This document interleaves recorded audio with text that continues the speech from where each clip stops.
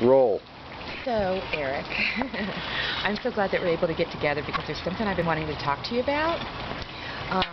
I have been checking out your chart here, and I wanted to have an opportunity to have you explain it to me because I know that there's a lot of information here, and I know that when I look at it, I feel like there's a lot of inspired information here.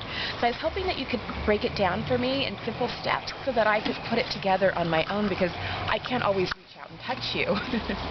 So can you help me with that? Sure. Well, up here under the cuff, this is the top of the chart. Here, let me roll this out in case. Okay.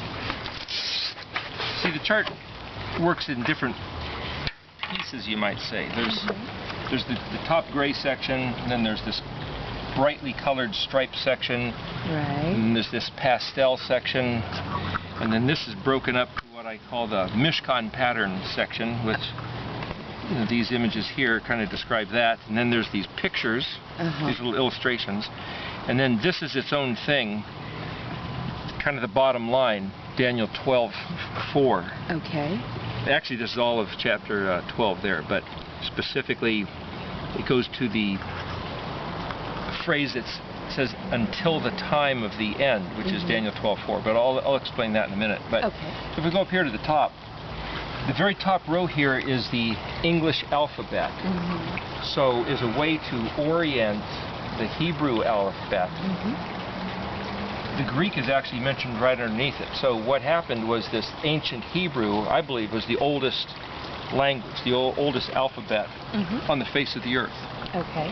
That was actually designed by Creator Yahuwah himself. So I don't consider that the Hebrew alphabet is a man-made or humanly generated idea. That the Creator Yod-He Vav-He spoke these Hebrew words to Adam and Hua back in the Garden of Eden, and then at the Tower of Babel, all the other languages morphed and changed and became the languages of the world, but that Hebrew would have retained its own characteristics and essence. So out of Hebrew, it became known as Phoenician, and then Greek, and then Latin and English and all the other languages of the world that we have. But these are specifically, you might say, the Semitic language group is specifically directly related to Hebrew. So the English letters, there's 26 letters in English and only 22 in Hebrew, and some of the letters don't follow through. Like there's no letter Zodi in English, but the sound of a TS or a Z or a TZ is the English equivalent. Some of the letters are out of order, a couple of them, but basically this is so you can, like I say, orient yourself or line up with the phonetic sounds of consonantal sounds as well as the ordinal placement of the letters. For example, ABC is pronounced as A, maybe a V and a G, aleph-bet gimel. And bet can be pronounced as either B or V, very similar to Spanish. So to explain this whole chart, I'm going to do this one of these days. I just haven't gotten to it yet, but it might take like 30 or 40 hours to really explain the chart. So to just explain to you in like about 10 minutes here, a concise thing, is the English letters. These are the Greek letters, which line up to them. So this is alpha, beta, gamma, delta, epsilon. The interesting thing about Greek, the digamma is in the ancient Greek alphabet, but they dropped it. And the interesting thing that does is it sets up in the modern sense that the sixth letter, zeta, actually finds its meaning with the seventh letter, which is the zayin, which is our letter G. So that the shape of the Greek letter zeta, actually you can see our lowercase letter G there, you know, the two circles combined, which are actually a picture of a disc plowing instrument, which would otherwise look like that in the ancient Hebrew, which is two spikes that they would drag across the ground to create furrows. So the fact in Greek that the letters equal numbers, the same in Hebrew, where the numbers mean something and the letters mean something, you get this mix-up, where the 6th letter has the 7th letter's meaning, and the 7th letter has the 8th letter's meaning, and so there's this degree of confusion until you get to the letter, well, even the 10th letter. When you get to 20 and 30, and it changes. But the letters 1 through 10, and then it goes 20 through 90, and then 100, 200, 300, 400. Okay. But what I'm saying is that the Greek letters, because they dropped that letter, it threw a wrench of confusion into even the orientation of the ordinal sequence of the letters. And the Greek letters mean something that people consider as kind of this mystical relationship. So those are mentioned down here. These letter shapes have been found on various ancient Hebrew scrolls that were written in the Paleo version, but there's many different Paleo fonts. So this is just showing some of the different descriptions. And then in the black line here, it says these are thematic logograms. In other words, each letter shape can be read, you know, the way you'd have a logo of a corporation where you just have this graphic symbol, and that it actually speaks for itself without saying any words. Each letter shape actually is like that. It's an emblem or a logo. The word gram comes from Greek, which is like where we get the word grammar, and it speaks of a letter or something written or something inscribed. So this line here is my font of the letter shapes. Hi. And this whole section here is a very unusual sort of reference in that it says here in this square, consider which each of these letters means to say. So the way this chart's lined up is that everything from the top to the bottom in this white column is concerning the letter A, or the aleph. Oh, okay. Everything in the blue column all the way down has to do with the letter bet, or B. Everything in the purple column is the gimel, or the C. Everything like in this purple column has to do with our letter Q, or the kuf. Okay. But each letter is a point of view. For example, if you were wearing different glasses, you might have some glasses that for reading and some for long distance. You might have telescopic or binocular or X-ray glasses or infrared. You know, you have different types of lenses that allow you to see things differently. So every letter is a way of seeing the world, or every letter is a type of point of view by which you can reference everything else that exists. So if you thought of like, if the alpha or the aleph or the letter A as the first letter, it says here strategy, and it says here omnipotent, eternal, outside, or other side of creation event, outside the material universe. So this is this perspective of the beyond, before time and space. So that means if you look in this first row across, that I've tried to take the concept of what every letter was designed to be before there was anything that came to be. So this is a bit subjective, but what it's saying is that the aleph itself is this notion that there was something before all this became. And then the bet is to say, for example, if there's one, if everything was just one, like before there was a two, before there was an other, everything is unified as a whole, what happens when suddenly there's two? There's an other, something becomes bifurcated or becomes divergent. The concept of there being an other when there's only one is completely novel. It's never been seen before. It's outrageous. If there's only a singularity in all that exists, and then suddenly one day there's a secondary, there's something else, and for eternity past there's never been that second thing, then it's this monumental event in, well, there's no time if it's all eternity, but you know what I'm saying? So this notion of there being otherness is what the letter bet is about. So that's what this is saying here. And then, so too with the gimel and the dalet and the hay, the aleph, or the strategy, the concept of the plan of what each letter is what that first row is. Now the letter bet literally means to exist in form. So if the aleph is this concept sort of reference, and the letter bet is object sort of reference, then from a perspective, like a lens, you could say, okay, then from a bet perspective, what is each letter? So this horizontal row is to say, if bet is a basic object, how would you interpret the letter aleph as a basic object? Well, the word aleph literally means ox. And it's drawn as a picture kind of like an ox head. So you could say aleph represented by a basic object is an ox. Gimel, or bet represented as a basic object, is actually a house. Gimel represented as a basic object is a camel.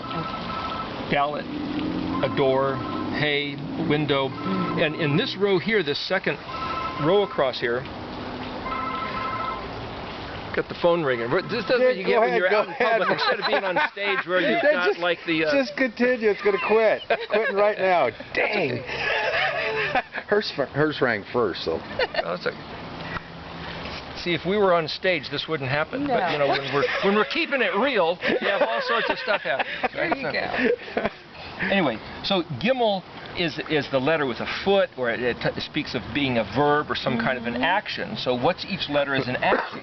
So I have written down here, aleph is having to do with between, or the preference for a relationship. In other words, if aleph was just this concept of unity or oneness, and all of a sudden this aleph wanted to extend itself, why is it extending itself? What is the, as a concept, as a motive, what's it doing? It's wanting to project itself from being static and independent to suddenly being involved. Right. Which again, if everything in the eternity past was a singularity, it can't be involved with anything but itself, and so all of a sudden it designs, once upon a time, so one day it just gets this idea, the it of the infinite one gets this idea to have something other than itself, less than itself, a diminishment, because only it is its full. So this gimel is some other nature which is independent of, separated from its alephness. So this concept of a neck, so you have a head and a body connected by a neck. The word nexus is this connection, like you'd have a rear end of a car, and then you'd have the transmission connected by this differential, this drive train, this drive shaft, and that which, it acts as this nexus which connects. Well, the gimel is drawn as a letter like the head and neck of a camel, or you might even picture like a giraffe, and as it's the throat of the neck is a conduit, so it's that which connects the mouth to the stomach, you know, the head to the body, and so these concepts are embedded within the shapes of the letters. But I've tried to show in this part of the chart how each one of these letters can be seen from each one of these letters' points of view. Everything's connected. So some people have looked at this chart saying, well, if there's two letters in a word, for example, if there's the letter resh next to the letter mem, say, how do you connect these? Well, I have these letters and this side, just make it a little easier. So if you say, well, here's the resh column, and mem, you know, is in red, that makes it easy. And I have virtuous and chaste, which is to say pure and clean. Well, what does resh and mem have to do with virtuous and chaste? Well, I'm not suggesting that the definition of the word spelled resh mem is virtuous and chaste, or the word spelled mem resh.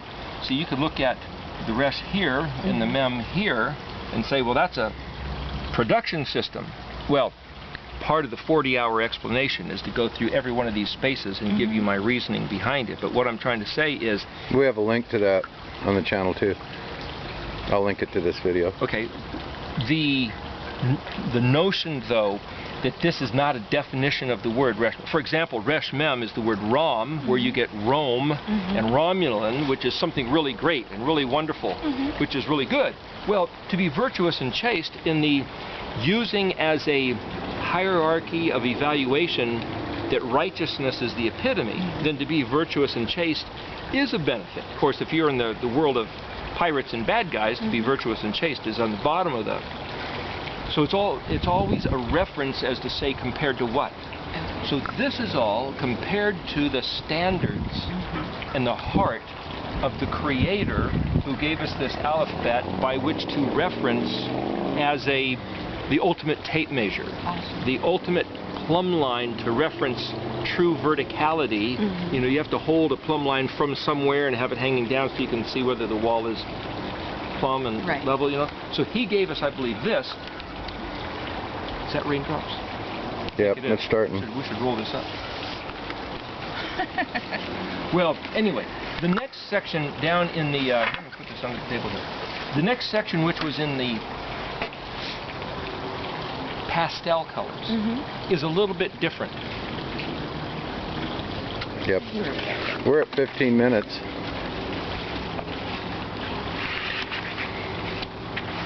These are, I tried to exaggerate, it's the black and white here, I tried to exaggerate the modern letter shapes.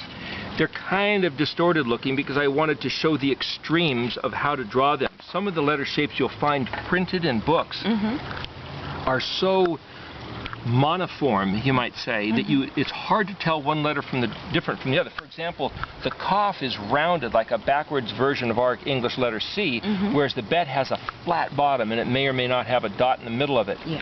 The dalet has a very obvious bump out the back side, you might say, and I tried to tilt it sort of, kind of, and the letter gimel has a foot, and sometimes the letter gimel looks like the letter nun and you can't tell the difference.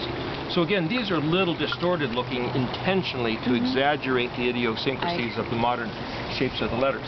But this pastel section is a little bit more abstract in that it's telling you aleph is a concept, bet is a noun, gimel a verb, dalet a preposition or a position of one thing compared to another. It's getting rained on here. But also it says who, and this is the word me, which means in Hebrew who, with a question mark, saying, I believe that these letters, aleph through tav, are the identity of the Mashiach, the Messiah. In other words, if you didn't know what the alphabet was for, other than just a string of random letters, why should there be these 22 letters? And if they're derived from ancient Hebrew culture or just human, got to roll this up again, it's raining, then you could say, well, they don't necessarily mean anything, they're just there. But the idea of saying, is there a Messiah? Do the Jews have a correct notion of the Messiah? Or is the Christian Christ? Or the Greek Kyrios? Or go to the Oriental, the African? I mean, does each continent have the right to determine who should be the ultimate Messiah figure? Well, I believe that these 22 Hebrew letters were given us from the Almighty Himself as self-disclosure. Therefore, it's His Messiah that He sent through Israel, specifically through the tribe of Yehuda, and that these 22 letters actually tell us who the Messiah is by describing His role, His character, His nature, and significant occasions in His life as He appeared walking amongst us in human manifestation. Now, I try to be very particular about my phrasing. There's a distinction between, in fact, there's been a controversy for 2,000 years. Is the Messiah the Creator that we ought to worship in the flesh? I was talking to a fellow the other day who said, Jesus Christ is the Father. The problem with that is that that's been a problem for 2,000 years, and many people have killed each other with hideous wars regarding the discussion and the philosophical distinction between whether He is God or represents deity, or whether He's speaking to the Father as a separate person, or whether He is the Father in the flesh. I believe that the answer is in this aleph-bet. Of course, if I tried to give you a simple answer right now, it would probably be more confusing. But I'm saying these letters identify the truth of the matter. And if He gave us these letters as a communication, I don't worship the communication. I believe these letters identify who the Creator is and what His message is. And when He sent a communication. This is the communication, and that communication to become human. But then whether we worship the communication versus worshiping the communicator is the whole different matter. But all these things are addressed on the chart, and we'll have to continue with another occasion. I hope that helps. That does. That helps a lot. Thank you. To be continued.